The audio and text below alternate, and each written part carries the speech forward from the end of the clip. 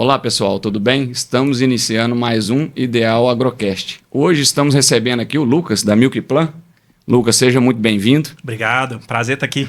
Prazer é todo nosso.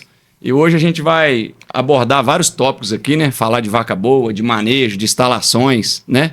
E eu queria, Lucas, começar te pedindo aí para começar contando a sua história, né? Como que começou tudo, a história da Milkplan. Seja muito bem-vindo. Obrigado, Alisson. Como é que tá, Luiz, Tudo João? Joia. Obrigado, viu, gente? Bem-vindo a Rio Pomba, velho. Bom demais. É o seguinte, eu sou médico veterinário de formação, né?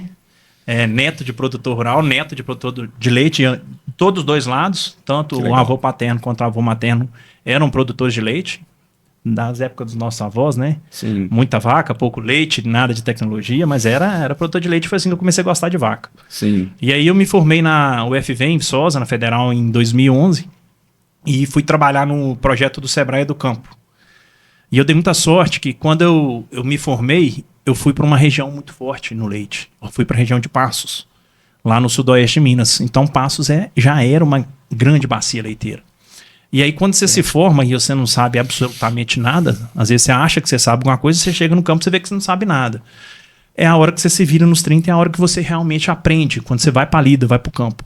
E em Passos, como eu caí numa região de bacia leiteira muito forte, eu tive que rebolar para ficar bom rápido, porque senão eu não ia ter espaço nenhum no mercado. Certo. E foi o que aconteceu. Aí eu trabalhei no Sebrae do Campo, parceria com a Vigor de 2012 até 2015 na região de Passos.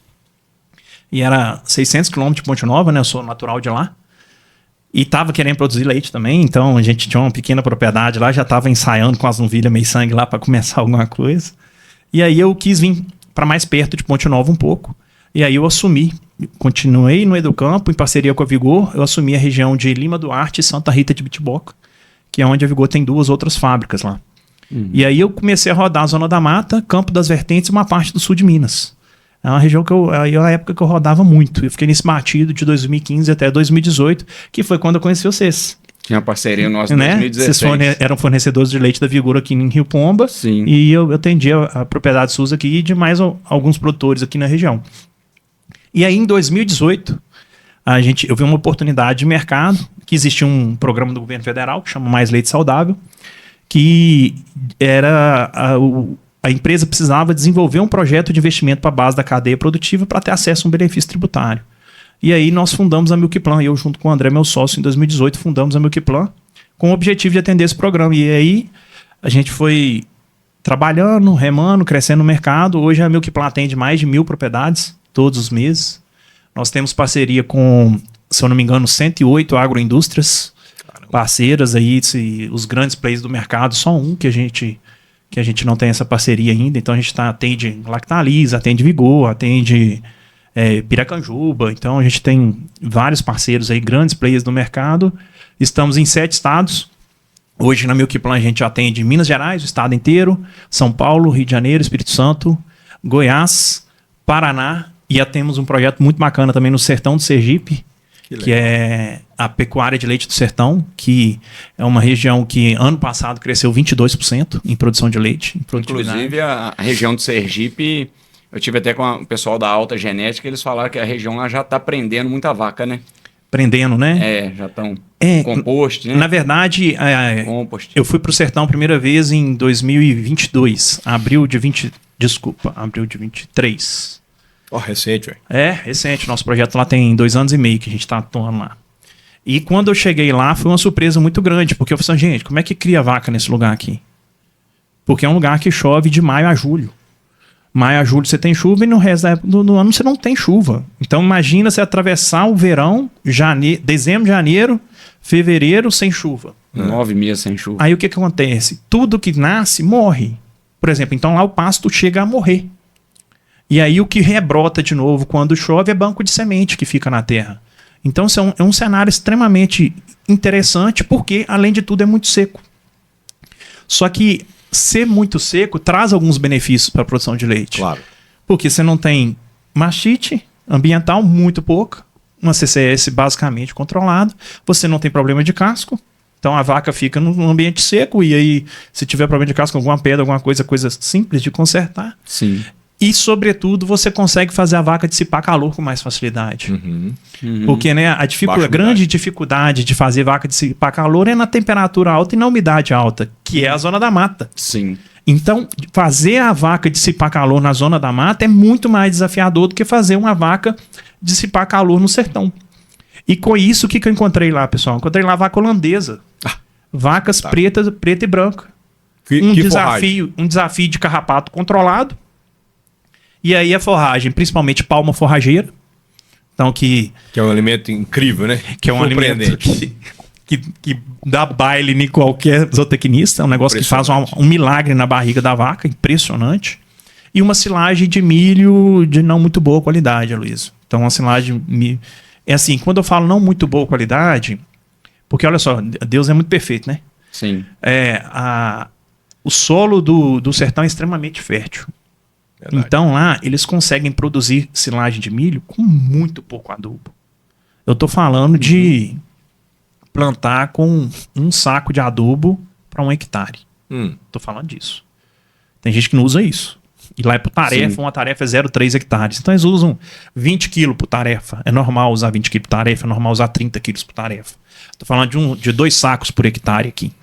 Então assim... E planta com uma produtividade relativamente boa, porque o solo é muito fértil. E varia muito, tem lugar que chove mais, tem lugar que chove menos. Então, mas eles ainda pecam muito na hora de processar a silagem. Claro.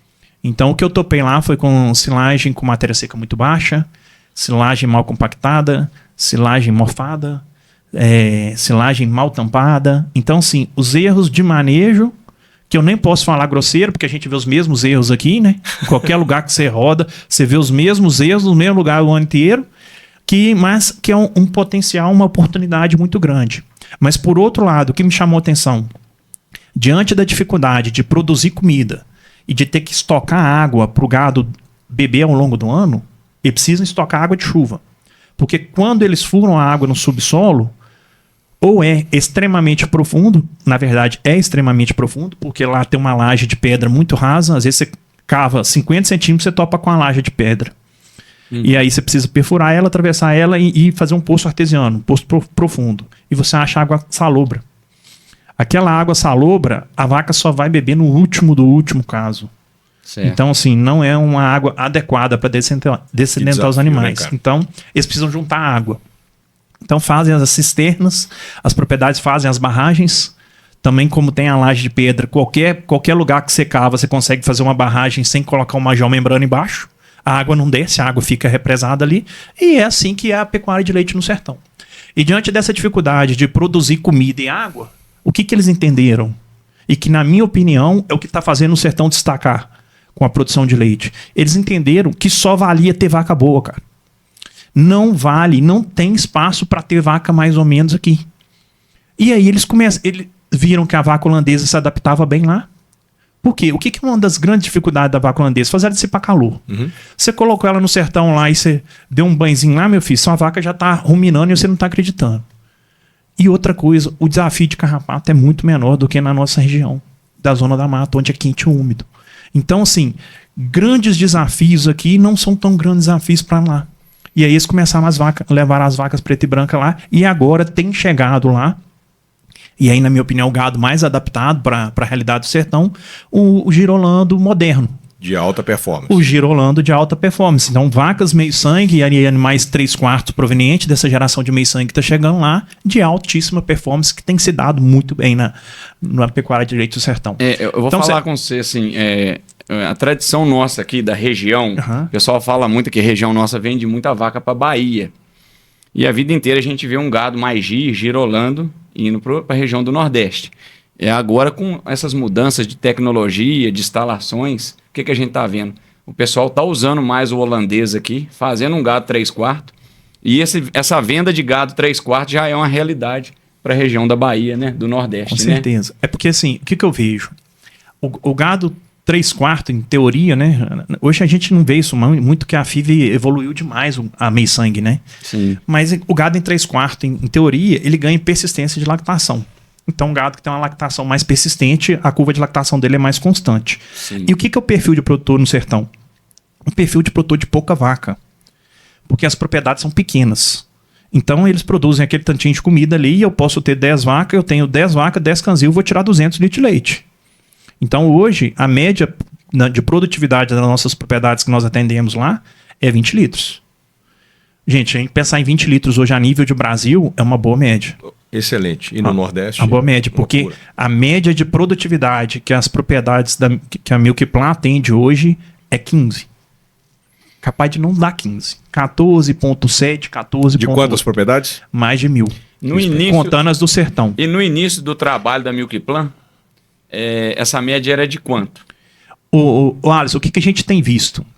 A gente tem visto um incremento de produtividade por vaca de 15% a 20% por ano. É o que a gente tem visto. Ao ano. Excelente. E aí, o primeiro ano é sempre o ano mais desafiador, mas é um ano que tem a melhor resposta ao término dele. Por quê? A gente convive com quase todas as propriedades que nós atendemos com uma ineficiência reprodutiva muito grande. Então, assim, são os pilares da produtividade, né? Quais são os pilares da produtividade? Os pilares da produtividade são volumoso de excelente qualidade. Então, assim, muita oportunidade de melhoria, né, Luiz? Eu vejo, principalmente na parte de processamento. Eu acho que o produtor ele já aprendeu a plantar e já aprendeu a fazer uma boa lavoura. Mas, às vezes, ele antecipa a hora de colher, colhe cedo demais. Não regula a máquina? Não processa bem o corte, né? Então, a maquininha ainda, muita maquininha ainda, mas é a realidade, mas não regula, não afia faca, então o processamento de grãos não é muito bom. Então, Nada, ele pode perder até 10% da produção. Então você não tem muita concentração de amido no grão, e você também não tem uma boa disponibilidade daquele amido que está, né, para a vaca poder aproveitar, né? Você precisa machucar o grão de milho no momento do processamento. A gente vê ainda muita silagem mal compactada. Silo de superfície, mal feito. Silo de superfície. A gente vê muita silagem mal vedada. E a gente vê silagem com muito acúmulo de micotoxina. Então, silagem podre. E aí o produtor vai tirar a parte podre por cima e joga aquilo fora. Já está desperdiçando um rio de dinheiro, né? Produzir silagem tá caro, né, gente? Isso. Ave Maria. Nós nessa época dessa crise agora... Você tá plantando lá agora? Nossa, temos que plantar. Rapaz do céu, tá caro. E aí... E o leite tá barato. E o leite, numa época dessa, João, tá assustador o negócio. O cenário tá assustador. Extremamente desafiador. E aí nós estamos falando de vaca boa, né? Eu acho que a única coisa que defende o produtor de leite de uma crise dessa pela qual nós estamos atravessando é a alta produtividade por vaca. Eu vou te dar um exemplo aqui, Lucas, do seu trabalho. Até encontrei com você uma vez em Dores, no Vitângelo. O Vitângelo tá voando. Não sei se você lembra. Então, assim, eu falo muito dele, mas o Vitângelo hoje é uma referência para nós. Tô devendo a visita para ele. Ele foi um dos primeiros que começou com freestyle ali na região de Dores, né? Ele é referência. Eu dou muito de exemplo dele, que eu lembro dele pequeno, com o pai dele, e eu sempre lá, atendendo eles, a família, né? E preocupado, às vezes, nem muito com venda, preocupado com ver eles prosperarem. Legal. E eu conheço o Vitângelo antes... Inclusive, isso é um grande diferencial na venda, né? Com certeza. Você tá preocupado com o resultado. Com o cliente, se ele patinar, a gente vai patinar junto. Com certeza. Aí eu lembro de um Vitângelo antes da sua assistência e depois da sua assistência, né? Ele sempre comentava comigo, gostava demais, que você deu muito conselho, ajudou muito. E, queira ou não, isso vira uma referência para a nossa região. Por quê? O que nós estamos percebendo? A essência nossa da Ideal, a essência nossa a gente começou e continua, são pequenos produtores, a maioria agricultura familiar. Mas de acordo com o mundo está mudando, as necessidades, as exigências estão mudando, o que a gente está vendo nesse cliente, igual o Vitângelo? Às vezes é um pequeno produtor, ele se organiza e ele quer partir para médio produtor. E tá com a produtividade alta lá, não tá? Tá com a média hoje, deve estar com a média de 30, 31. Que legal, que legal mesmo. E muito bem feito, é uma referência na nossa região. E tem vários também já prendendo vaca, né? Na região, com certeza. Muito freestyle, até mais freestyle do que, assim, da agricultura familiar, mais freestyle do que compost, né? É porque o freestyle normalmente faz aqueles freestyle com cama de eucalipto tratado, um freestyle mais simples. Isso. E funcional, caipira, né? A gente chama aqui de freestyle caipira, que funciona. E que às vezes independe de maquinário, né? Porque aí o produtor pequeno, de pouca vaca, fala, mas vou ter que ter um trator com uma enxada rotativa atrás para poder revirar a cama, e aí às vezes acaba, pelo menos na cabeça do produtor, acaba sendo um fator limitante e que faz ele optar pelo freestyle. Isso. O freestyle vai funcionar muito bem desde que ele seja tratado com capricho, né? Isso. E isso o Vitangelo tem muito, Tem, né? inclusive, né, Luiz, nós fizemos a gente fizemos uma parceria lá, né, o município, a prefeitura de Douras, tudo fez um dia de campo lá e reuniu, Fiquei sabendo. acho que 110 produtores. Isso não é normal Que na legal. nossa região, né? 110 produtores. Produtores. Produtores da região de Dores, Senador, Sem churrasco, Ubari. sem cerveja, sem nada? No final tinha um churrasquinho. Mas, E cachaça. mas eu fiquei muito assim, admirado de ver o interesse da região em ver o resultado dele. Isso aí para nós não tem preço, né? A gente vê o produtor querendo acompanhar, né, as exigências, assim, as necessidades. É a necessidade dele para ele sobreviver hoje no mercado, né? No mercado da pecuária leiteira, né? Com certeza, né? O Alisson, o que acontece? O que tem feito o Vitangelo prosperar é a produtividade. Você pode ter certeza.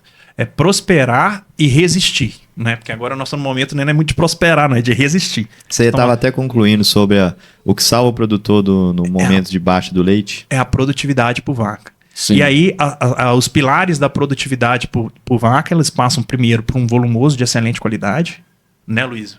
Não deixa eu falar mentira aqui, não. Não, o que é isso? Então, um volumoso de excelente qualidade. Então, e aí, quando eu falo volumoso de excelente qualidade, eu já estou falando na fase de, a partir do momento do ponto de colheita, na decisão de colher sua lavoura, o ponto de colheita, o processamento do grão, a compactação e a vedação.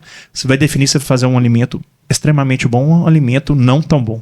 É a eficiência da porteira para dentro. É o que segura o produtor vivo nos momentos de crise, né? E é você aprender com o erro dos outros. Sim. Eu acho que o produtor precisa começar a aprender com o erro dos outros e parar de querer aprender só com os erros dele. Porque aí ele vai demorar demais para ficar esperto, ficar bom. Eu visitei um cliente, até que eu vou visitar ele amanhã, o Kleber Macedo. No começo do ano, ele fez um galpão de composto para 70 vacas. Eu cheguei lá, Kleber desesperado com a produtividade média de 21. Aí eu falei, Lucas, não sei o que está acontecendo. Eu já sei o que está acontecendo. Eu vi, ele colheu uma roça de milho antes porque ia faltar silagem. Eu falei assim, eu não vou comprar. Teve a decisão de colher antes. Colheu uma silagem com 21 de matéria seca e nada de amido. Se desse silagem de capiaçu para as vacas dele, era melhor. Sim. 21 de média. Eu falei, senhor Kleber, deixa essa silagem para as suas novilhas, para recria. E aí, à medida que seu caixa melhorar, você aumenta a ração delas, para poder contrabalancear isso. E abre sua silagem nova, que já está com mais de 30 dias, que ela está pronta, está boa, você sabe que ela está boa, foi colhida na hora certa, e dá para suas vacas. Conclusão, está com 32 de média. Foi assim. Ó.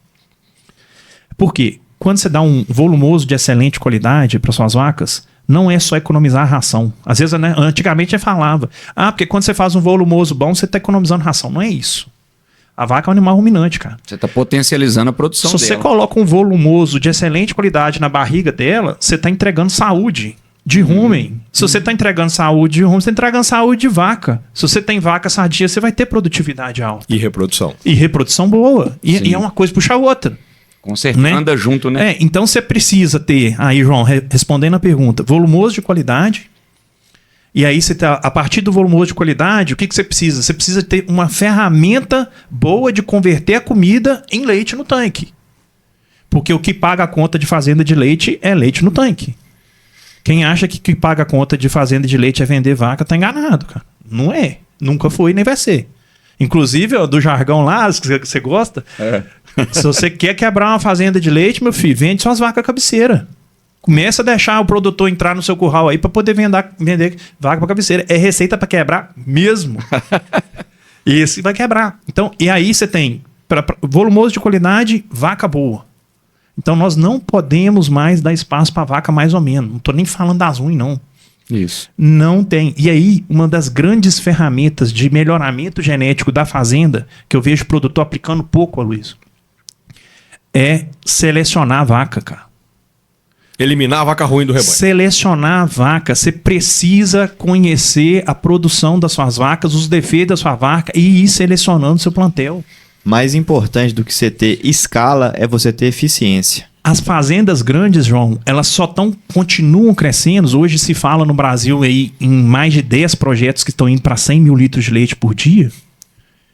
As fazendas grandes, elas só estão crescendo, não é por conta de escala de produção, por conta de volume de leite produzido. Elas só estão crescendo por conta de uma continha que a gente chama de RMCA, que é a receita menos custo de alimentação. Antes de pensar em ter mais vacas, eles pensaram em ter mais produtividade por vaca. Hoje, por exemplo, essas fazendas que estão indo para mais de 100 mil litros de leite por dia, todas elas trabalham com média acima de 40 litros. Todas elas trabalham com média acima de 40 litros. E aí, essa média acima de 40 litros, ela protege a fazenda, por exemplo, numa crise que nós estamos nessa aqui. Você pega aí uma vaca produzindo 40 litros de leite com leite de R$ 2,50, essa vaca produz um faturamento por dia de R$100. A dieta dessa vaca não custa 40 não, gente. Custa, Luiz? Não. Não custa R$40. E pode estar dando uma silagem de R$400 na barriga da vaca de 40 litros. É R$60 de RMCA. RMCA, uma margem de R$60. Então, assim, a vaca boa paga comida cara. Você tá fazendo conta de 2,50, né? Tô fazendo de 2,50. E esses caras receberam 3 e cacetada aí, até pouco tempo atrás. Agora que o leite tá muito ruim. Mas, ou seja, eles ainda estão muito protegidos. Ano passado, nós fizemos uma visita técnica na Fazenda Cobiça, lá em Três Corações. Eles estavam com Marcelo 68... Marcelo e Marcílio. Estavam com 68 mil litros de leite por dia. O RMCA médio da fazenda deles no ano passado... que aí eu acho que o preço de leite um pouco pior do que estava, que foi a média esse ano deles, foi de R$ 75,50 por vaca dia. Média. RMCA médio de 12 meses, R$ 75,50. Espetacular. Ou seja, cada vaca colocava no caixa da fazenda para pagar o resto das contas, tudo, para remunerar, para pagar investimento, R$ 75,50 por dia. No mês, cada vaca colocava quase R$ 2.200. No caixa da fazenda. Ou seja, se você for pensar num salário mínimo de R$ 1.500, uma vaca coloca no caixa da fazenda, para pagar o resto da despesa, 1,5 salário quase. É daí que vem os grandes projetos crescendo. Esses são os produtores que estão ganhando dinheiro com leite hoje, independente de preço de leite. Eles estão mais protegidos do mercado, dessas oscilações bravas do mercado. Em contrapartida, pessoal, um produtor... Estão longe do custo fixo da fazenda. Oi? A produtividade das vacas deixa eles longe do custo fixo.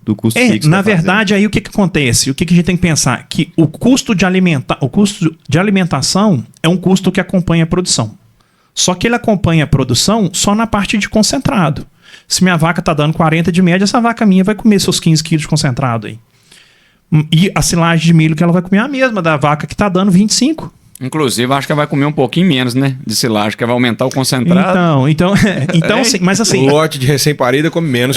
Então, essa que é a grande questão. O verdadeiro pulo da vaca hoje está em produtividade por vaca. Pulo da vaca é ótimo. É o verdadeiro pulo da vaca. E o que acontece, pessoal? O que a gente tem que ter consciência, quem está assistindo? Quem está assistindo e ouvindo, né? Sim. Que tem nos dois formatos, né? Que até 2020 não era assim, Luiz. É verdade. Até 2020, quando o preço médio de leite era R$1 e pouco, cara, eu lembro em 2019, antes da pandemia, em 2019, eu recebi R$1,14 no litro de leite, cara, vendido. Em abril de 2019, eu recebi R$1,14. Se você voltar 15 anos atrás, Lucas, o produtor naquela época, ele não mensurava a ração concentrado, ele tratava mais ou menos do gado, mais ou menos igual, você lembra? E aí o que acontecia nessa época, gente? A gente tinha, eu como consultor de fazenda, a gente tinha uma preocupação muito grande com custo. Com custo de comida. Por quê? Cara, cada R$1 que você fazia o produtor baixar ali era R$1 que ia sobrar no RMCA dele, que já era muito justo. Você pega aí um produtor com 15 de média, com leite de R$1,50. O faturamento vaca dia é R$22,50. Se esse cara tinha um custo aí de R$15 por vaca dia, sobrava R$7,50, R$7,50 por vaca por dia para poder pagar o resto das contas. R$220 no mês. R$220 no mês, isso há 5 anos atrás. Aí o que a gente fazia? Silagem de capiaçu. Eu cansei de recomendar silagem de capiaçu para um punhado de produtor. Porque, cara, as vacas de 10 litros dele estavam comendo silagem de milho. Não podia. Tá certo que o silagem de milho era um pouco mais barato que tá hoje, mas não era tão mais barato. Era caro, era um alimento caro para dar para vaca ruim. E o leite muito mais barato. O leite muito mais barato. E aí você tinha produtor com vaca de 10 litros comendo silagem de milho. Eu falei, não, meu filho, pula para silagem de capiaçu. Vai melhorar seu custo, vai melhorar sua RMCA. Vou falar de vocês aqui agora. Produtor comprava ração comercial. Gente, vamos misturar a ração na fazenda, porque vai baixar 30 centavos. Vai baixar no custo da ração, não sei o que, isso aqui vai, no final do mês no final do dia, 1,50 por vaca, você tem 30 vacas, R$45 por dia, R$1.200 no final do mês, que economiza. Sim. Hoje, o caminho é inverso. Hoje o produtor, ao invés de se preocupar muito com o custo de produção, que é aquele produtor que tira a ração das vacas, né? O preço do leite acabou, tira a ração das vacas, receita para quebrar de novo. Na hora que o leite melhora, o gado dele não tem mais embalo. Quando o preço do leite abaixa, você precisa ter mais volume para você manter faturamento. Exatamente. Então, assim, Aí tem que apertar. não é a hora de você tirar a ração das suas vacas, meu amigo. É a hora de você selecionar as vacas que vai comer a ração. Essa é a hora. É hora de secar a vaca ruim.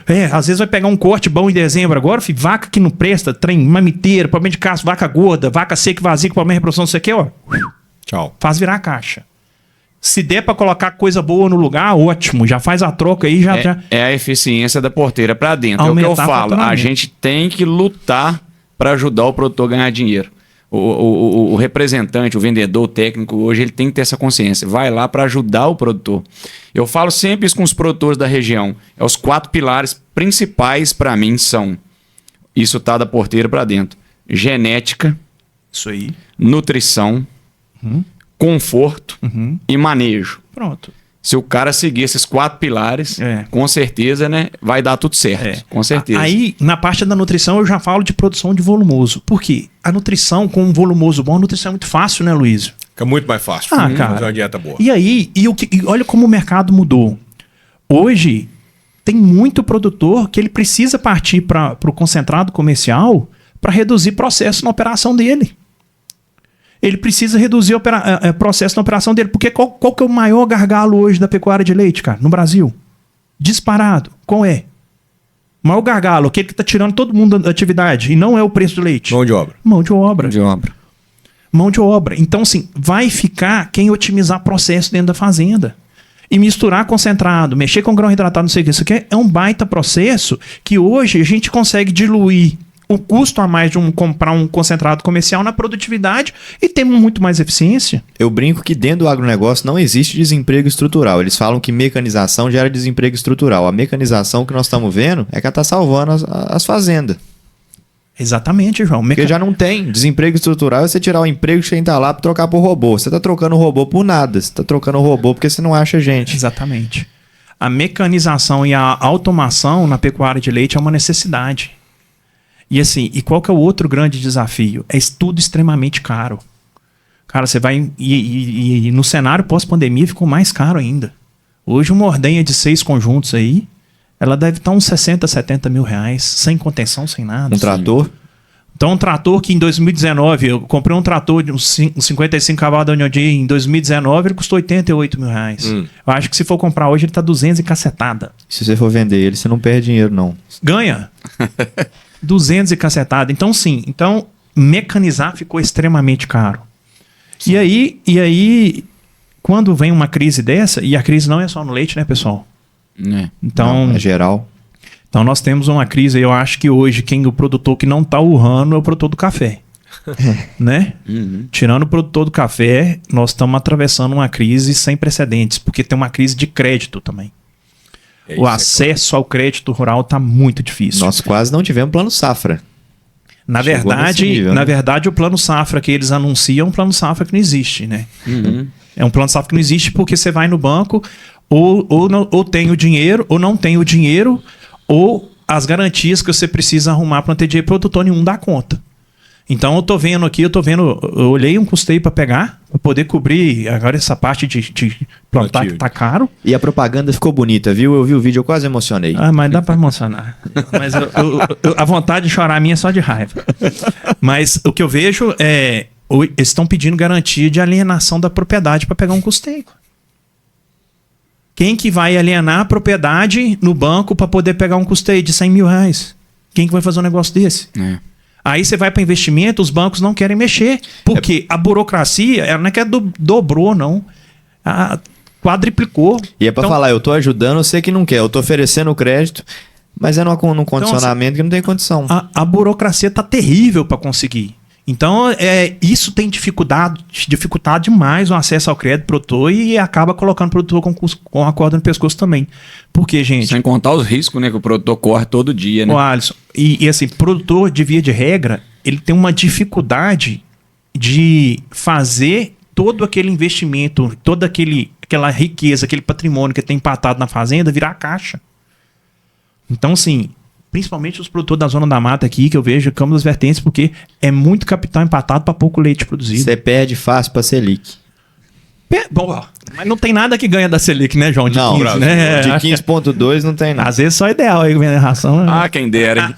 Mas assim, não tem negócio que ganha de Selic de 15%, eu acho. Não. Lícito, não. Nem ilícito, eu acho que até mexer com o trem errado deve estar ruim. Não tem nada bom, não. Então, assim... Então, uma Selic de 15%, ela existe justamente para travar, né? Sim. Então, a tentativa de travar a inflação, e aí trava a inflação com todo mundo paralisando o investimento, paralisando o quê? Colocando o pé no chão. São dois cenários. É ficando caro pro produtor pegar crédito, e ele pensando, se eu vendo tudo e aplico meu dinheiro, compensa muito mais. Só que aí, onde que o produtor se esbarra? Quem tem dinheiro e quem tem coragem de comprar as coisas que tem. Pois é. No preço que vale. O Maurício Cabo Verde fala isso. Só sai da atividade leiteira quem pode, né? Não é fácil sair, não. Cara, pra sair, você tem que sair bem. O João Tamar fala isso também.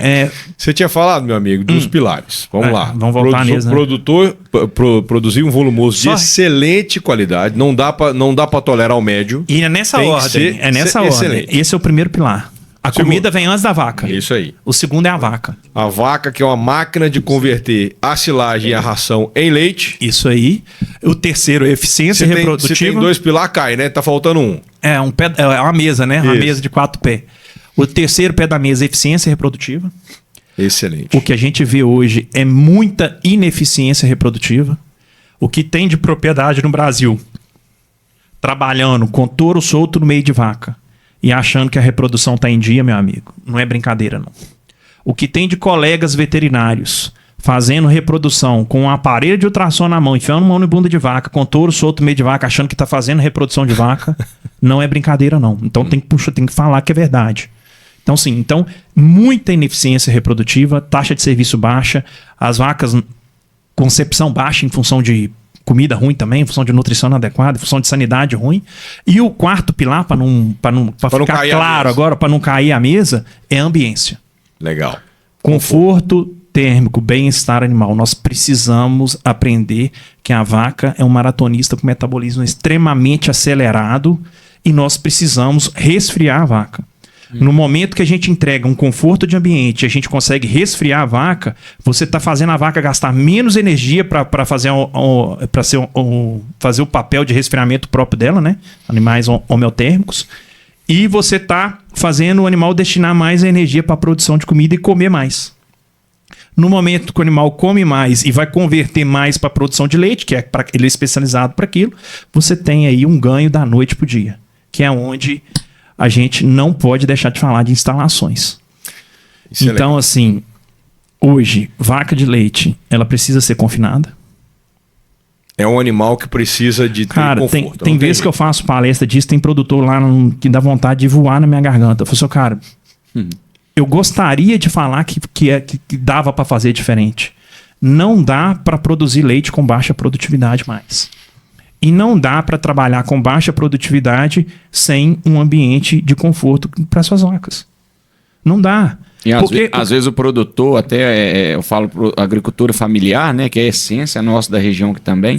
Às vezes o produtor, você fala com ele no investimento, ele começa a fazer conta, ele fica às vezes com medo. Ele né? assusta. Né? E eu vou te falar, o Freestyle Caipira ali é um investimento que, igual você falou, muita coisa ali você pode substituir. É o que eu falo, às vezes o cara faz um negócio muito bem feito, muito chique, e às vezes não funciona. E o cara faz um negócio simples e é funcional. E ele vê que aquilo ali se paga rápido, né, Lucas? Isso. Mas aí a gente tem que ter cuidado com algumas coisas, Alisson. Assim, por exemplo, o investimento em propriedade de leite, ele não pode ser feito com capital próprio. Sim. Ele, escuta o que eu tô falando aí, o ouvinte, quem tá assistindo, ele não pode ser feito com capital próprio. Ele tem que ser feito com crédito subsidiado. E Onde hoje que eu vejo nós estamos num momento errando? difícil. Momento difícil. Então, inviável. Mas eu não acredito que seja impossível. Sim. O difícil é muito diferente do impossível. Tá mais difícil. Aham. O que eu acho que o produtor precisa procurar? Ele precisa procurar ajuda para conseguir isso. E não pode cair na conversa do banco de querer pegar custeio para poder fazer investimento. Eu vejo o produtor demais errando isso. O custeio, você paga ele aí no máximo, se você pegar custeio para bezerro, por exemplo. O banco adora oferecer. Você vai pagar em 20 meses. Cara, não tem instalação que se pague em 20 meses, não. Não. Como é que você vai conseguir juntar dinheiro para poder pagar o dinheiro todo, mais o juro, tudo com 20 meses? É impossível. Então, investimento em fazenda, ele tem que ser feito com recurso subsidiado, crédito rural, para investimento, para ser pago ali em 8 anos. Então, o produtor pega hoje, às vezes, 2 anos de carência para começar a pagar em 2027, 2028.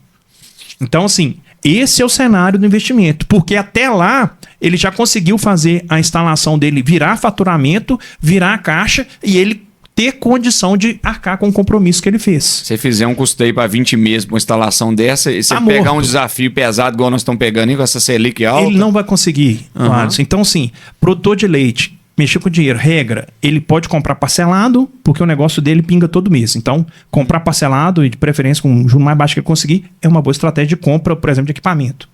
Eu vou comprar um implemento, eu tento comprar parcelado 10 vezes, 12 vezes, eu vou negociando com eles lá, porque tá difícil para eles vender também e tem que chegar no acordo, né? Sim. Agora, instalação tem que ser recurso de banco.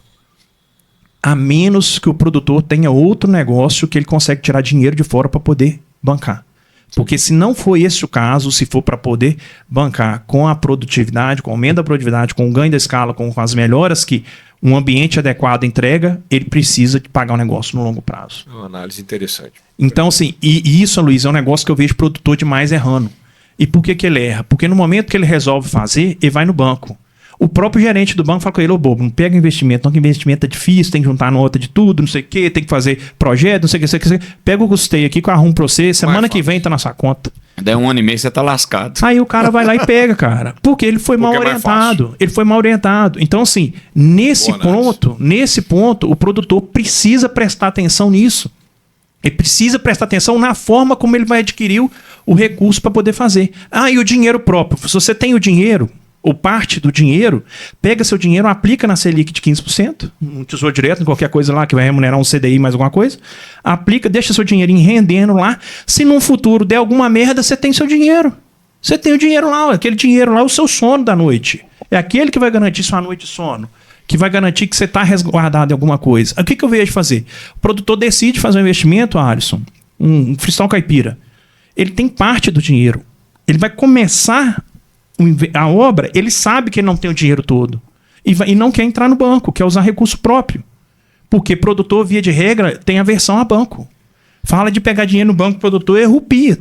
Opa, rapei fora, vou ficar devendo minha vida pro banco. E a gente falando muito de freestyle, É a dívida de alavancagem, né? o que você vê hoje como a lucratividade ideal para uma propriedade freestyle? Beleza. Aí, só concluindo aqui, João, aí a gente já entra nessa parte. Aí, o que o produtor ele faz? Ele tem um recurso, parte do recurso ele não tem o dinheiro todo, e aí ele vai e resolve tocar a obra no peito e na raça, e ele faz uma estrutura gambiarrada que não resolve o problema dele. Faz um freestyle e não coloca um ventilador no freestyle. Faz uma sala de ordenha e não coloca um equipamento que presta. Então, assim, o investimento não resolve o problema do cara. E aí o cara ficou com o problema, ou outros problemas que ele não tinha antes aparecem, e sem dinheiro. Tem que ser feito bem feito. E aí, meu amigo, às vezes esse cara precisa ir no banco depois, porque ficou sem dinheiro e o resultado não veio da maneira como ele achava que poderia vir, e pega dinheiro no juro do dia. E o juro do dia a gente sabe que não tá, não. Então, produtor, tá ouvindo, vai fazer investimento em fazenda, é crédito subsidiado, faz projeto, encara a burocracia, pede ajuda, tem assistência para isso, faz planejamento, planeja, saiba como esse dinheiro vai voltar para você. A Microplan faz isso hoje? A gente faz através do trabalho de consultoria, a gente faz toda a tramitação técnica. Legal. Então, assim, a gente não envolve no projeto do banco em si. Apesar de que a gente já fez alguns, mas a gente nem cobra nada para fazer, não. A gente fez alguns, aí o pessoal do banco cobra 1% lá, já tem esse negócio. Mas toda a parte técnica e de evolução de rebanho e de planejamento até para os próximos 10 anos, a gente faz. Projeto, que é para o produtor saber como que ele vai pagar aquilo. Então isso faz parte do nosso trabalho de consultoria. Ele ter uma noção do retorno dele para ele pagar esse projeto ao longo dos anos. Ele tem que saber como esse negócio vai se pagar. É isso que ele tem que saber. Então, sim, esse é o principal objetivo. Então, esse é um grande gargalo que a gente precisa pensar. Pode ser freestyle caipira? Pode, mas um freestyle caipira bem feito, na técnica, com as medidas certas, com o ventilador, não sei o que vai resolver seu problema, que vai melhorar a sua reprodução, vai fazer suas vacas converter melhor, produzir mais leite e vai pagar essa conta lá na frente. Então, para pagar no longo prazo. E aí, João, respondendo a sua pergunta, você falou qual que é a lucratividade? Ideal. A ideal era 50% do faturamento, seria uma lucratividade ideal. Mas o que a gente tem visto, via de regra? Vamos mudar a pergunta. Uma lucratividade realista que seja boa. Então, você está perguntando lucratividade, você não está perguntando rentabilidade, né? Pode falar das duas. Vou falar das duas, então beleza. Só para o nosso ouvinte saber o que é cada coisa. A rentabilidade é todo o patrimônio que você tem empatado na fazenda. A gente estava falando aqui que a fazenda é um patrimônio muito alto, né? Qualquer sítio aí, gente, de 20 vacas tem R$1 milhão empatado, fácil. Com certeza. Em terra, equipamento, instalações, animais e tudo que tem por cima da terra e máquinas, né? Tudo que tem por cima, então aí tem facilmente R$1 milhão. E o que tem de metal ali só tem valor para R$1 milhão, uma Selic de 15%, né? Se pôr juros sobre juros vai dar um pouco mais, mas vai dar 150 mil de 150 a 170 mil por ano. 12 mil por mês. De rentabilidade. Então daria isso aí por mês. Mais então, um pouquinho. Isso. Pensando em rentabilidade, precisava remunerar pelo menos igual a Selic. Não remunera. Hoje, as propriedades que a gente tem visto com crescimento patrimonial. As propriedades que estão melhor performando em rentabilidade que a Milkplan atende, elas estão perto de 10% ao ano. Então é 9,88%. Então, assim, não remunera o que a Selic remunera. Eu acho que nem nada está remunerando, talvez o café, não sei também. Não sei, não é minha praia, o café é só para beber mesmo. E as propriedades que estão pior performando, é porque a gente faz sempre uma análise lá de 25% superiores, 50% do meio e 25% inferiores. Aí os 25% inferiores, nós temos propriedade convivendo com menos 7%, cara. Nossa. Menos 7% de rentabilidade. E esse menos 7% em 2023, ele foi menos 14%. Ele está melhorando, mas está... Ele está melhorando, mas está muito ruim. E aí, na prática, por que esse cara está convivendo com menos 7? Ou seja, o que sobra é insuficiente para rentabilizar o capital empatado dele. Muitas vezes é insuficiente para poder pagar a depreciação dos equipamentos e máquinas do que tem lá. Tem que ser colocado na conta. Tem que ser colocado e muitas vezes insuficiente. E é muito negligenciado ainda, né? Muito. E muitas vezes insuficiente para remunerar de maneira adequada e honesta e justa a mão de obra familiar que está lá trabalhando também, pelejando com tudo. Então, quantos produtores, está a família toda lá envolvida lá e estão contando centavo para fazer as compras, cara? E aí, na prática, quem é esse produtor de rentabilidade negativa? É o produtor, cara, que está vendendo as coisas para pagar a conta operacional de dia a dia. É um produtor que está vendendo um implemento porque precisa do dinheiro, é um produtor que está vendendo uma recria porque precisa do dinheiro. Então, assim... Ele está pagando para trabalhar. Tá morrendo devagar, sem perceber. Então, assim, aí daqui a pouco ele não dá conta de reformar a cerca, daqui a pouco não dá conta de reformar a instalação, a fazenda começa a depreciar, cai aos pedaços, e aí o negócio assim, fica no feio. mundo que a gente vive hoje, que é um mundo que todo mundo está crescendo, até se você tiver parado, você já está diminuindo. Isso. Porque enquanto você está parado, está todo mundo crescendo. Imagina quando você está andando para trás, né? E hoje crescer é uma necessidade, né? Porque você tem a inflação comendo seu poder de compra todo ano. Não é uma opção. Crescer é se manter. Se você está crescendo, a inflação que eles falam é 5,5%, né? Você falou dessas propriedades aí que tem crescido 20%, em média, as propriedades que estão com melhores resultados, né? 20% na produção, não é isso? Isso na verdade, na produtividade. Em projetos de 3 anos, nós temos média de grupo de 25% superior crescendo 95% em 3 anos. Sim. Então, chega mais de 30% de produtividade e volume produzido também. Legal. Então, assim, são bons resultados, bem consistentes. E por outro lado, a gente estava falando, você perguntou da lucratividade. Uma propriedade hoje, para ter uma rentabilidade de 10% ao ano, ela tem uma lucratividade em torno de 25%. Muito alto. Ou seja, é aquela... E aí não tem negócio nenhum que dá isso. Você concorda comigo? Incrível. A Milkplan, que é uma empresa de prestação de serviço de consultoria, nunca passou de 9%. Desde que ela existe. Nunca passou 9% de Que lucratividade. não se compara com o custo fixo de uma fazenda. E aí, não se compara, é serviço. Nosso é serviço. Nós não temos que pagar o milho e a soja igual vocês têm que pagar lá. Porque vocês vivem da margem.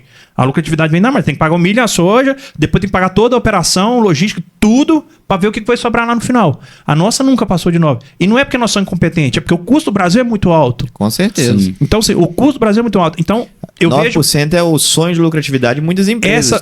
essas propriedades com 10% de rentabilidade, aí rentabilizando o capital empatado, É impressionante. elas convivem com lucratividade de 25% ao mês, cara. Significa a propriedade faturar 200 mil reais e sobrar 50 no 50 caixa. mil. Então, é uma capacidade de geração de caixa aí de 25%. É muito Né? impressionante. Por quê? Porque, por exemplo, o produtor de leite, ele não convive com a carga tributária que as empresas convivem. Não. Né? Aí eu tenho lucratividade de 9%, mas Negligencia. Mas os eu desafios pago são 18 outros. de imposto. Eu pago 18 de imposto sobre aquilo que eu faturo. Então, assim, é uma sacanagem. Tá? E você está convivendo com a commodity, que o preço varia a todo momento, você não escolhe o preço da sua mercadoria, você é refém do Exatamente. laticínio. Exatamente. Eu fiquei curioso com essas propriedades que você falou, seus top 25 aí, crescendo 90 e... Em 3 anos, né? Em 3 anos, Dá mais de mais de 30% ao ano. 30% Desses ao 4 ano. pilares que você elegeu, o que esses caras fizeram melhor? Aí é a resposta que eu não gosto de dar. Que é depende e é da moda do vaneio. Depende da propriedade também, Depende né? da propriedade e da moda do mineiro vareia. Vareia. Por quê? Porque às vezes o cara cresceu 90, mas Porque- ele veio de uma média muito Porque baixa. você tem esses 4 pés da mesa. Você chega na propriedade que o cara não tem... Ele tem que acertar a comida dele. Ele tem vaca boa e ele tem uma instalação boa, mas não acertou comida. Esse cara, com 1 ano, ele deslancha. Você acerta aquela comida dele, esse cara deslancha Ele rápido. dobra. É o que você falou, a média de 20 vai para 30. O negócio anda rápido. Mesma coisa com o pilar da reprodução. Às vezes a gente chega no Alto Paranaíba demais desse jeito, Luiz. Vaca preta e branca, os caras são profissional para produzir silagem. O ambiente não é ruim. Eu não vou falar que seja um ambiente top, não. Mas tem um bruto, um boi solto no meio das vacas e a reprodução tá lá na PQP. E quando a gente fala até dessa recria, depois você... Aí você ajusta a reprodução, 1 ano você tem um resultado aí que você não imaginava. 5, 6 litros a mais na média daquela fazenda ali após 1 ano que você colocou a reprodução para andar. Ajustando a reprodução. E por último, o pilar mais... Os dois pilares mais difíceis, o da vaca boa, que não é um pilar fácil de resolver.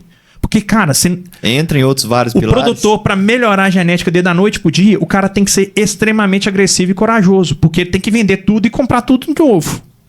Né? Da noite pro dia, sim. É. E aí, Se ele for mexer lá na inseminação, no FIV e tudo, é 4 anos, né? 3, 4 anos. Na inseminação é muito mais, né? Aham, Apesar de que a sim. primeira geração de inseminação é isso, mas é 4 anos, cara. Aham. Aí eu pergunto pra você, um cara que tá margando aí menos 10% de rentabilidade por ano, ele tem 4 anos. É não. Esse cara precisa trocar a vaca dele urgente. E não tem caixa pra isso também, se você certamente. me perguntar, João, qual que é o desafio da Milkplan hoje? Fazer os produtores trocar as vacas dele, cara.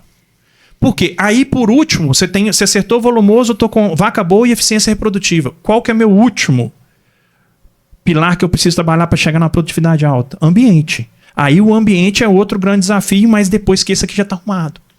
Esse cara que tem vaca boa e que tem comida boa e que tem reprodução boa, esse cara já tá com 25 de média. Esse cara vai para 30, para 35, depois que ele der um ambiente com conforto melhor para as vacas dele, ele vai para 35. Esse cara merece, as vacas dele merecem. Mas o que a gente vê também? Produtor querendo fazer freestyle com umas cabritas de 13 litros de leite, cara. É o que você falou, não Lucas. pode, Às vezes cara. você fala, o cara acha que comprar uma novilha boa de FIV por 15 mil, o cara acha caro. Mas pra você criar essa bezerra, né? Na hora que ela cai no chão, ela já cai por mais de 2 mil reais de custo. Na hora que ela criar ali, ela já tá na faixa de 11 mil de custo. O cara que compra uma novilha dessa a 15, ele tá ganhando tempo. E exatamente, ele tá E se comprando a tempo. compra é mais vantajosa, o que você faz com a recria? Vamos lá. 2 perguntas. São 2 perguntas, João. É porque fazer compra depende de você ter caixa para fazer compra.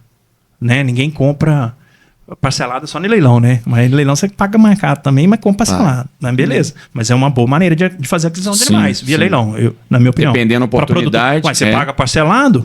Você pegou uma nuvia para parir lá. A nuvia trouxe uma bezerra meio sangue na barriga. A vaca meio sangue rachando 30 litros na primeira lactação dela. Essa vaca se paga. Pode fazer conta que essa vaca se paga. Você ganhou tempo e correu menos risco, né, Lucas? Essa vaga se paga. Pode fazer conta que se paga. Mas enfim, Mas aí, o que a gente precisa prestar atenção?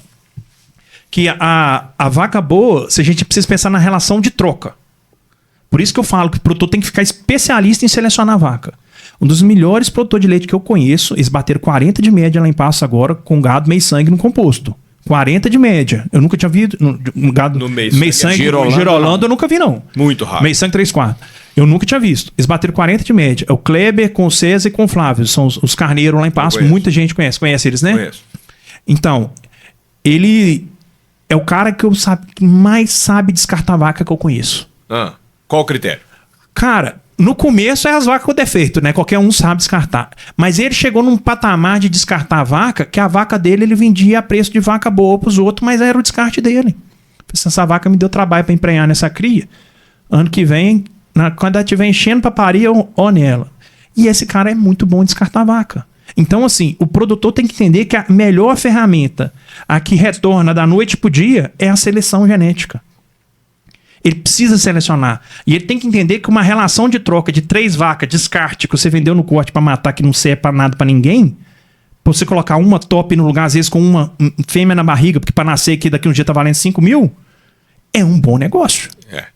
Então você pega 3 vacas gordas e vende no corte ali, você apura, não é difícil apurar 13 mil em 3 vacas gordas. É difícil? Não é. Não.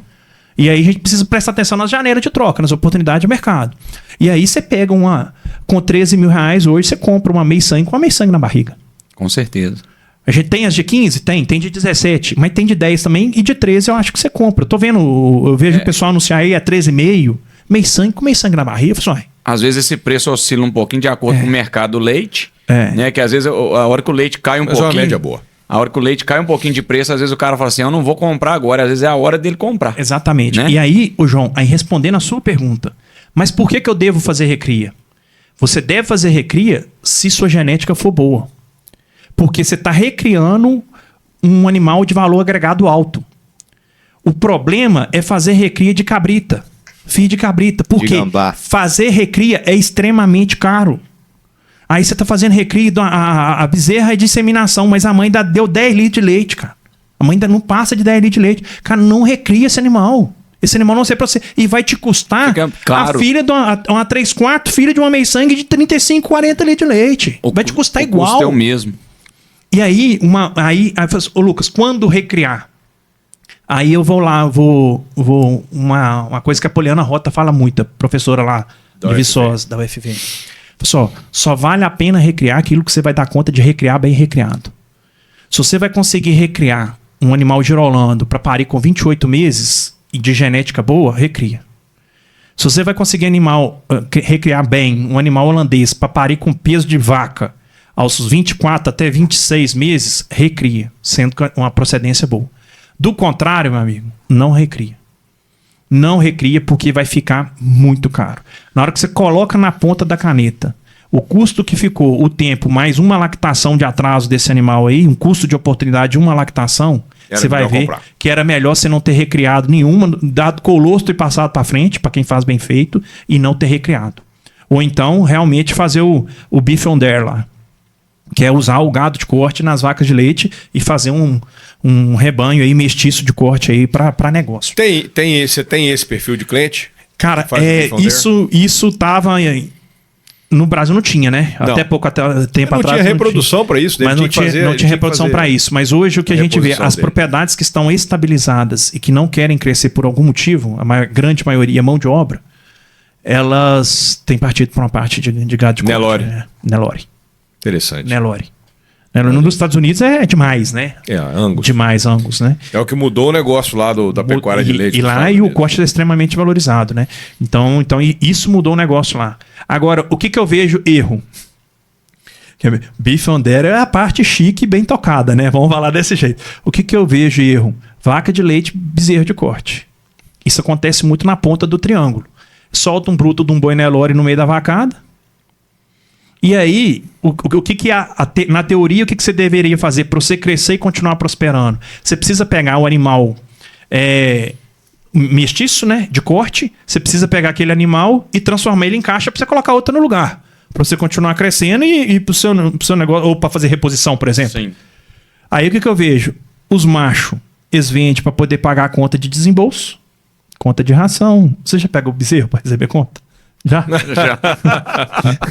Pagar a conta de ração. Tem que falar que não, rapaz. Essa parte você pula. Conta de medicamento, não sei o quê. Então, sim. Então, e isso existe. Eles vendem bezerro para poder pagar a conta de desembolso operacional que o leite deveria estar pagando, porque a produtividade é baixa, não paga. E começa a recriar as fêmeas de corte, meu amigo. E bota aquilo para na ordenha quando pare. Falta de planejamento. O que tem de novi, vaca mestiça nelorada para aqueles lados do triângulo, a ponta do triângulo mineiro lá, entrando em sala de ordenha, não tem lógica. Na base do chute. E o que acontece? Esse caso, De vez- esse caso do bezerro que você está falando é a venda dele para cobrir esse custo, é a conta que você fez da propriedade menos 7, né? Propriedade que vai, ele né? tá vendendo patrimônio para poder pagar a conta de Isso, desembolso. exatamente. Então, assim, e aí esse cara tá perdendo patrimônio. Cega, você já pegou? Porque na hora que você vai ver a variação do inventário animal daquela propriedade ao longo do ano, tá deficitária. O cara começou o ano com 100 cabeças, terminou o ano com 80 cabeças. Ah, paguei minhas contas. Beleza, mas você perdeu 20 unidades animal na sua propriedade, ué. Você empobreceu, meu amigo. Se você continuar nesse batidão ano que vem, é 55 cabeças em vez de 80. Ele tinha que ter aumentado e diminuído. Tinha que ter aumentado. Porque uma das grandes vantagens de produzir leite no Brasil bem tocado, o rebanho cresce de dentro para fora de 25% a 30% ao ano. Se você usa muito sexado, se você consegue manter uma recria mais inchada e nasce mais fêmea na sua propriedade, seu rebanho cresce aí 30% ao ano, tem lugar que cresce 40%. Né? Então, assim, esse crescimento, cara, ele faz o produtor conseguir prosperar com o negócio de dentro para fora. Legal. Amanhã eu vou visitar um produtor que é o Kleber e vou visitar outro à tarde que é a Sigrid, lá em Mar de Deus. O Kleber, eu atendi ele em 2015. Eu tirei a semana para fazer uma rota das propriedades que eu atendi há mais tempo. Ah, então você tem que passar lá na nossa loja. Mas é sexta-feira de tarde. Combinado com o Céu. Já tá combinado. Sexta de tarde. Tá na rota também. É. Aí, eu comecei lá no Kleber, em 2015, o Kleber tirava 140, 150 litros de leite por dia, ele e o pai, numa balde ao pé, que tinha que pegar a lata cheia e levar lá na porteira numa mulinha braba, rapaz, que tinha, uma mulinha braba, pensa numa mão de obra. E aí Kleber foi e a gente começou um trabalho, e um gado a pasto, piquete rotacionado, igual já teve muitos piquetes rotacionados por aí, já vai acabando tudo e tem que acabar. Tem que acabar, não serve pra vaca pra produzir. Então é contramão da produtividade. E o Kleber foi e acreditou num trabalho, melhorando reprodução, incrementando comida boa, BST, fez uma sala de ordenha nova de 4 conjuntos, na época, uma sala de ordenha que ele usa até hoje. Conclusão, o Kleber acreditou. Kleber vem melhorando o gado dele, melhorou a alimentação, melhorou a reprodução. Kleber hoje está com 2.200 litros de leite. Legal. Tem conta para pagar? Tem. Financiado para pagar a longo prazo. Ô, Lucas, o papo tá bom demais, mas o reloginho tá batendo aqui. Faz uma consideração final pro pessoal aí. Tá, só vou resumir a outra que eu vou visitar. A história dele. A Sigrid, em Madre de Deus, em 2015, ela estava com 900 litros de leite. Uma fazenda grande, 1.300 hectares lá. Fazenda grande. 900 litros de leite com 88 vacas. Lembro direitinho. 68 vacas, desculpa. Era a média de 15 e pouco. Hoje a Sigrid está com 9 mil litros de leite. Não comprou nenhuma bezerra nesse tempo. Que isso, O Kleber comprou, a Sigrid não. Rebanho produzido na fazenda. Estão batendo 9 mil litros de leite, 42 e 43 de média. Composto, ordenha grande, estrutura grande, virou empresa. Era uma produção de leite pequena para o tamanho do negócio. Profissionalizou. Hoje, Vocês, fala aí quanto tá agora. Quanto que era em 2015, como tá hoje? 2015 a gente devia estar na faixa de uns 600 litros, 700 litros de leite, né? No Bom Nessa Jardim faixa. ali. No Bom Jardim. Hoje nós estamos com a média de 32 no compost. Tá com 6.400 litros de leite. E subindo, né? Lá Isso vai. mesmo. Junto com o Mário dá 7 mil. 7 E subindo. E aí vocês estão aumentando a produtividade das vacas, melhorando a produtividade, fazendo os ajustes finos na propriedade. Sim. E já expandindo o galpão, né? Isso. Sim. Para daqui a pouco aí tá com 10 mil de leite aí com facilidade. Então, sim, existe um caminho. Antes a gente falava que existe vários caminhos. Hoje existe um caminho. Qual? Aumentar a produtividade por vaca. Corre atrás dos 4 pilares que nós conversamos aqui, já partindo para o encerramento, João. Corre atrás dos 4 pilares, que é onde vai vir o resultado. Hoje esse é o mantra da Milk Plant. Tem que aumentar a produtividade. Hoje eu chego na Vaca propriedade. boa acima de 30. Hoje isso é tão claro para mim, Luiz, que eu chego na propriedade e pergunto qual que é a média da propriedade hoje. É 10 litros, produtor morrendo. É 15 litros, produtor agonizando. É 20 litros, produtor sobrevivendo. É 25, pagando as contas, melhorou um pouquinho. É 30 litros, já tá Mais num caminho satisfeito. bom. 35, 40 litros. Isso aí, meu amigo. Esse cara vai crescer. Você pode ficar despreocupado. E aí o desafio legal. dessa turma é sucessão, né? Isso. E aí, por que mão de obra não é um desafio tão grande para esses caras? Porque eles têm condição de automação, eles têm condição de mecanização, eles têm condição de investir na operação do dia a dia. Como é que você vê sucessão familiar hoje? Eu vejo a sucessão familiar hoje como um desafio para quem está fazendo mal feito. Para quem está fazendo bem feito e remunerando mais do que qualquer outro negócio. E quantos que fazem bem feito? O que a gente tem que pensar na sucessão, que a sucessão começa com um S, que é o cifrão. Se aquilo tá dando dinheiro, meu filho, você pode ter certeza que vai ter sucessão. Agora, se aquilo ali é só escravidão, é cativeiro, igual o produtor fala, não sei o que, e não dá retorno nenhum, e só problema e só prejuízo, quem que vai querer aquilo? O Jonathan Mar fala isso, né? Só não tem não. sucessão quem tem sucesso. Não, Se tem sucesso. e quando- Sucessão começa com o S do cifrão lá. Que se o S do cifrão tá lá no lugar, pode ter certeza que a sucessão tá quando tá tranquila. E quando a propriedade de leite ela tá patinando, dependendo da situação, ela influencia até na região. Porque o cara às vezes vê e fala, não tá dando certo. Mas às vezes não tá dando certo porque não tá fazendo da maneira certa. Né? E o inverso é verdadeiro. Porque Aí, quando por isso que eu fico feliz de ver uns exemplos igual o do Vitanjo, os clientes aqui da região que estão prendendo vaca, que estão tendo sucesso. Legal. Isso é muito bom porque o próprio produtor vê o resultado positivo daquele produtor. E o exemplo arrasta. E ele é só produtor de leite, mais nada. É isso aí. A Não atividade tem dele é a real pecuária de fora. leiteira. É isso aí. É isso aí. Então, assim, é produtividade por vaca, cara. Não tem outro caminho. Não tem outro caminho. Você quer saber se a fazenda tá indo bem? Pergunta qual que é a produtividade por vaca do cara. E aí nós não estamos falando de número de vaca. Verdade. Então, assim, se o cara tem 10 vacas com 30 de média e tem um vizinho dele com 30 vacas e 10 de média, esse cara produz uma capacidade de caixa 2 vezes maior do que o outro. O RMCA dele por vaca é 2 vezes maior. Outra coisa, Pode né, fazer as Lucas? contas. Se a propriedade, quanto menor a propriedade, mais eficiente ele precisa ser. É o que o sertão tá fazendo. É isso aí. Os caras já entenderam. Falaram, gente, eu não consigo fazer comida.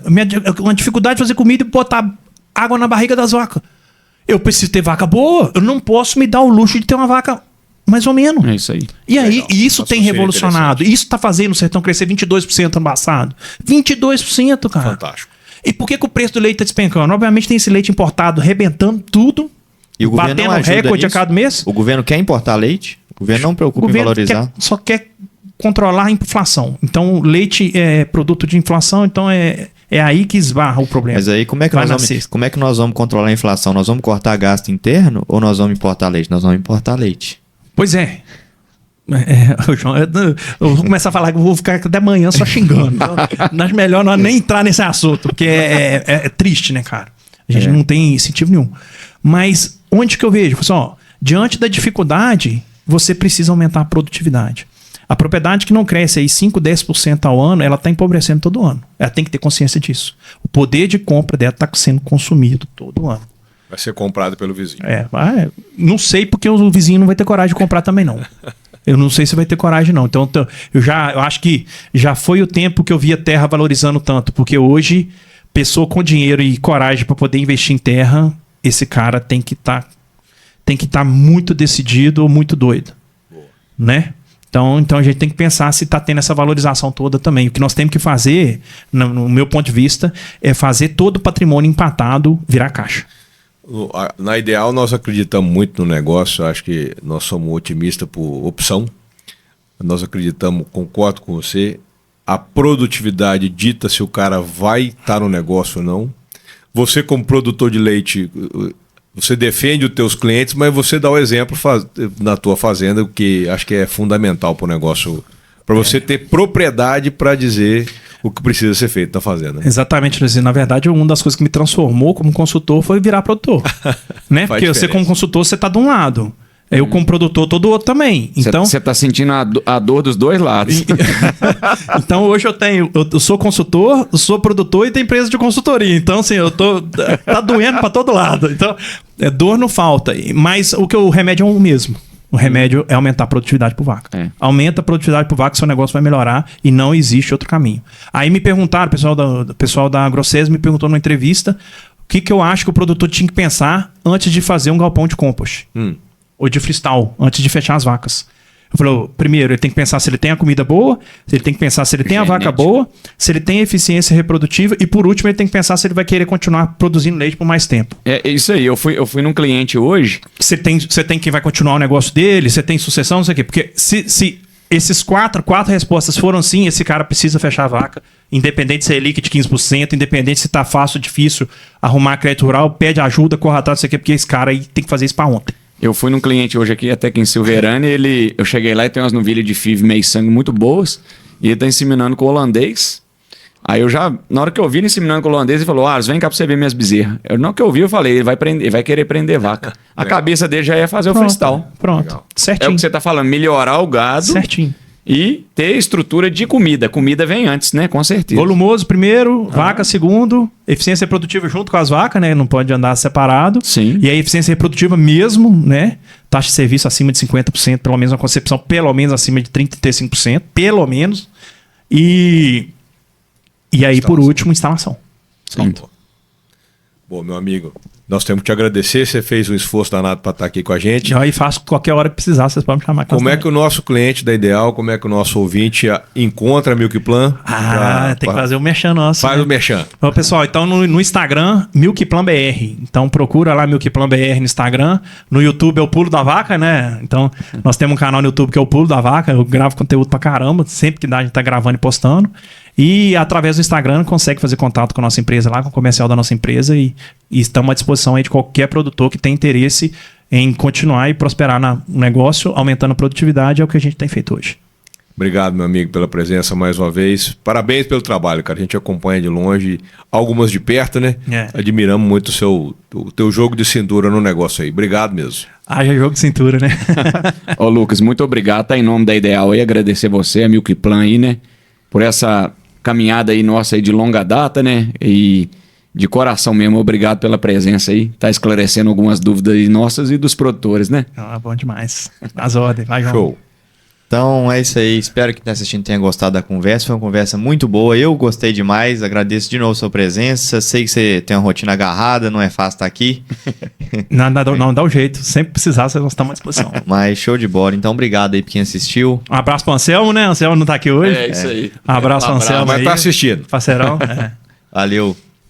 Valeu, gente, até mais, até a Obrigado. próxima. Falou.